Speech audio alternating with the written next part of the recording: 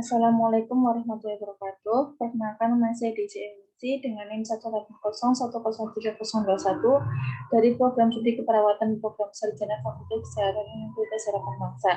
Di sini saya akan mempresentasikan proposal skripsi saya yang berjudul faktor-faktor yang mempengaruhi perilaku lansia terhadap pemanfaatan posyandu lansia. Sebelumnya, terima kasih kepada Ibu Prasanti Adriani, S.Kopnus MK selaku penguji pertama, Ibu Maria Ulfa, SITS Kopnus MK selaku penguji 2 dan pembimbing 1, Bapak Wasis Eko Kurniawan, S.Kopnus MPH selaku penguji 3 dan juga pembimbing 2. Untuk latar belakang yang pertama, menurut Khalifah pada tahun 2016 itu di Indonesia penduduk lansia pada tahun 2014 itu mencapai 18,781 jiwa dan akan ditafsirkan pada tahun 2025 itu lansia mencapai 36 juta jiwa. Dan angka kesakitan menurut Kementerian Kesehatan RI pada tahun 2015 itu menyebutkan bahwa angka kesakitan di wilayah perkotaan itu mencapai 24,77% dan angka kesakitan di wilayah pedesaan itu mencapai 28,62%. Angka kesakitan di wilayah perkotaan itu cenderung lebih rendah dan juga relatif baik dibandingkan angka kesakitan di wilayah pedesaan. Menurut data di Dukcapil bahwa menyebutkan penduduk Kecamatan Cilongok itu pada bulan September 2021 itu sebanyak 133.355 jiwa. Nah, data tersebut itu menunjukkan bahwa Kecamatan Cilongok memiliki penduduk terbanyak di Kabupaten Banyumas. Di Kecamatan Cilongok ini terdiri dari 20 desa dan untuk Desa Pagraji ini memiliki penduduk yang terbanyak di Kecamatan Cilongok dengan jumlah 11.814 jiwa. Dan total lansia yang didapatkan pada tanggal 29 Desember 2021 itu sebanyak 1.035 jiwa dengan 13 posyandu lansia. Selanjutnya, untuk indikator keberhasilan pembangunan di bidang kesehatan menurut masyarakat itu apabila kualitas hidup yang baik maka akan meningkatkan angka harapan hidup. Dari meningkatnya angka harapan hidup maka akan meningkatkan pula populasi lansia. Dari tingginya populasi lansia maka akan mengakibatkan lansia itu cenderung ataupun rendah akan terkenanya penyakit seperti penyakit tidak menular. Nah, sehingga harus membutuhkan perhatian yang khusus untuk meningkatkan kualitas hidup dan juga angka harapan hidup itu pemerintah mengadakannya posyandu lansia. Prosurveinya yaitu keaktifan lansia mendatangi posyandu selain dari anjuran dan juga dukungan keluarga, kemauan dari dalam individu itu menjadi faktor pendukung paling penting. Kemauan dan juga kepercayaan setiap individu itu menumbuhkan rencana tindakan yang dapat meningkatkan derajat kesehatan. Untuk rumusan masalah itu apa saja faktor-faktor yang mempengaruhi perilaku lansia terhadap pemanfaatan posyandu lansia. Untuk tujuan penelitiannya yang pertama ada tujuan umum yaitu mengetahui faktor-faktor yang mempengaruhi perilaku lansia terhadap pemanfaatan posyandu lansia. Untuk tujuan khususnya yaitu mengetahui karakteristik lansia di posyandu, mengetahui faktor kerentanan, faktor manfaat, faktor hambatan yang dirasakan lansia, mengetahui perilaku lansia terhadap pemanfaatan posyandu, menganalisis pengaruh faktor kerentanan, faktor manfaat, dan juga faktor hambatan yang dirasakan terhadap pemanfaatan posyandu lansia. Untuk manfaat penelitiannya, yang pertama bagi responden yaitu untuk sebagai bahan informasi tentang faktor-faktor yang mempengaruhi perilaku terhadap pemanfaatan posyandu lansia. Yang kedua ada bagi instansi yaitu posyandu lansia itu sebagai bahan kepustakaan tentang faktor-faktor yang mempengaruhi perilaku terhadap pemanfaatan posyandu lansia. Yang ketiga ada bagi instansi Universitas Harapan Bangsa dan juga untuk profesi keperawatan itu sebagai bahan kepustakaan dan juga sebagai bahan pembelajaran untuk keperawatan khususnya keperawatan gerontik. Untuk bagi peneliti sendiri yaitu untuk menambah ilmu dan juga pengetahuan serta pengalaman tentang faktor-faktor yang mempengaruhi perilaku lansia terhadap pemanfaatan posyandu. Selanjutnya untuk keaslian penelitiannya itu penelitian ini hasil karya penelitian dan juga belum pernah dilakukan sebelumnya. Ada 4 penelitian yang berhubungan dengan penelitian ini. Untuk kerangka teori yang pertama itu lansia. Lansia itu seseorang yang berusia lebih dari 60 tahun ke atas. Untuk lansia sendiri itu akan mengalami perubahan yang terjadi pada lansia. Yang pertama ada sistem indera. Sistem indera itu terdiri dari penglihatan, pendengaran, dan juga integumen. Untuk sistem muskuloskeletal itu ada jaringan penghubung, kolagen dan juga elastin, ada kartilago, sendi dan juga otot. Nah, dari perubahan yang terjadi pada lansia ini itu memunculkan masalah yang terjadi pada lansia seperti masalah fisik, masalah kognitif, masalah emosional, dan juga masalah spiritual. Untuk dari masalah yang terjadi pada lansia ini, itu akan mengeluarkan pandangan tentang perilaku kesehatan seperti sakit dan penyakit, sistem pelayanan dan juga sistem pelayanan kesehatan dan juga lingkungan. Dari perilaku kesehatan ini itu terdapat batasan-batasan yang terbagi atas 3 kelompok. Yang pertama ada perilaku pemeliharaan kesehatan, perilaku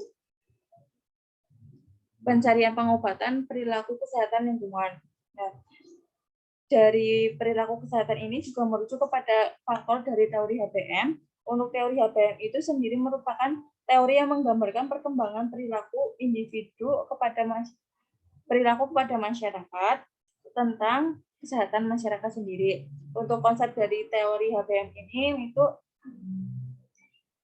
menjelaskan alasan individu itu untuk mau atau tidaknya melakukan perilaku sehat. Itu terdiri dari 3 faktor. Yang pertama ada kerentanan yang dirasakan, itu penilaian lansia tentang kemungkinan yang mungkin terjadi jika tidak mengunjungi posyandu.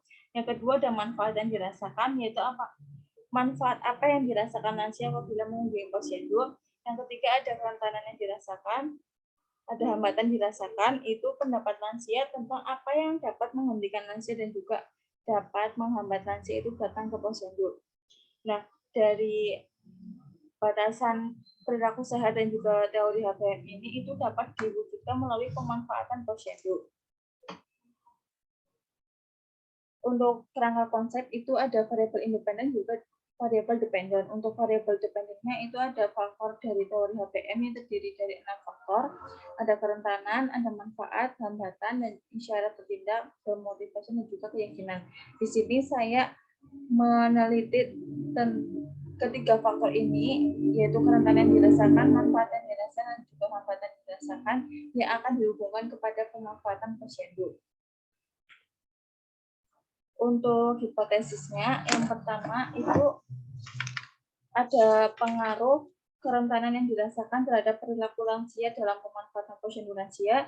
Yang kedua ada pengaruh manfaat yang dirasakan terhadap perilaku lansia dalam pemanfaatan posyandu lansia. Yang ketiga ada pengaruh hambatan yang dirasakan terhadap perilaku dalam pemanfaatan posyandu lansia.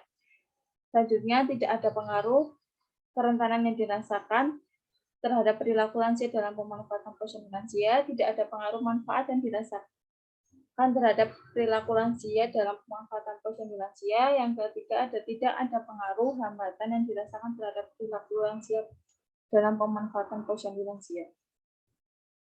Selanjutnya untuk metode dari penelitian ini, jenis penelitiannya yaitu kuantitatif dengan pendekatan cross-seksional. Untuk tempat dan juga waktunya yaitu tempatnya dilakukan di posyandu lansia di Desa Pagraji dengan waktunya antara bulan Februari sampai Maret 2022. Populasi dan sampelnya itu lansia dengan usia lebih dari 60 tahun di Desa Pagraji. Sampel dengan jumlah 91 lansia dengan teknik proporsional random sampling. Variabel bebasnya itu faktor-faktor yang mempengaruhi lansia, terikatnya pemanfaatan posyandu lansia. Untuk jenis datanya itu ada jenis data primer, yaitu datanya itu langsung dari hasil pengisian kuesioner responden tentang faktor yang perilaku yang mempengaruhi lansia. Untuk data sekundernya itu data jumlah lansia yang aktif dalam mengunjungi posyandu. Selanjutnya untuk definisi operasionalnya itu ada variabel independen, kerentanan yang dirasakan, manfaat yang dirasakan, hambatan yang dirasakan. Untuk definisi dari kerentanan yang dirasakan yaitu penilaian lansia tentang kemungkinan jika tidak mengunjungi posyandu. Untuk manfaat yang dirasakan yaitu manfaat yang dirasakan jika lansia itu mengunjungi posyandu. Hambatan yang dirasakan yaitu pendapat lansia tentang apa yang dapat menghentikan dari perilaku kunjungan tersebut. Dengan skor tingginya itu 76% sampai 100%, sedangnya 60% sampai 75%, dan rendahnya itu kurang dari 60%. Untuk instrumennya yaitu kuesioner Helbig model atau HPM. Teknik pengumpulan datanya dari persiapan itu yaitu mengumpulkan data dan juga mengidentifikasi responden dengan memberikan penjelasan penelitian dan juga inform konsen yang harus ditandatangani. Untuk pelaksanaannya yaitu memberikan kuesioner, mendampingi responden pada saat pengisian kuesioner untuk memastikan tidak ada pertanyaan yang tidak dipahami. Yang ketiga yaitu tahap akhir. Selanjutnya itu dilakukannya pengecekan terhadap pengisian kuesioner dan juga proses pengolahan data untuk dianalisis.